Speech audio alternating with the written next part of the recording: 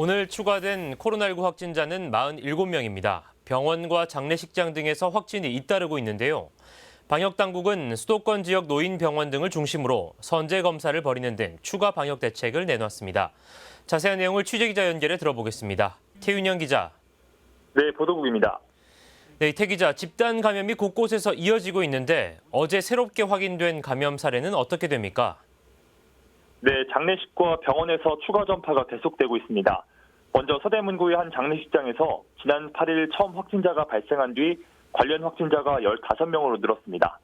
지난 11일 이후 접촉자 조사 중 4명이 추가 확진됐습니다. 도봉구 다나병원에서도 격리 중에 의료진 1명이 추가 확진되면서 누적 확진자는 모두 65명이 됐습니다. 방역당국은 추석 연휴 기간 종료 후 어제까지 집단 감염 사례는 모두 16건이라고 밝혔습니다. 가족과 지인 모임 관련 8건, 의료기관 2건 등 모두 328명이 확진됐습니다. 네, 정부가 또 추가 방역 대책을 발표했죠. 자세한 내용 전해주시죠. 네, 맞습니다. 방역당국은 수도권 지역 고위험 시설을 중심으로 코로나19 선제 검사를 벌이기로 했습니다.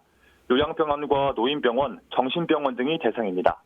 추석 이후 의료기관에서 발생한 집단 감염 사례가 114명이 될 정도로 입원 환자와 종사자 등이 코로나19에 취약하기 때문입니다. 아울러 단풍철과 헬로윈 대회를 앞두고 17일 이번 주말부터 다음 달 15일까지 관련 방역 활동을 강화하기로 했습니다. 이 기간 국립공원과 수목원 등 관광객이 밀집할 것으로 우려되는 곳에는 방역 인력이 투입됩니다.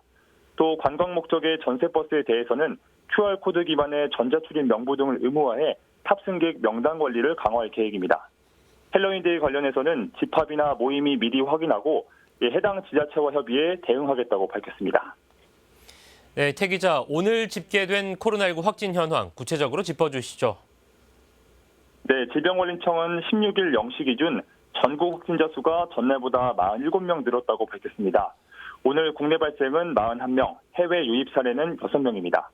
서울에서 17명, 경기에서는 15명 등이 확진 판정을 받았습니다.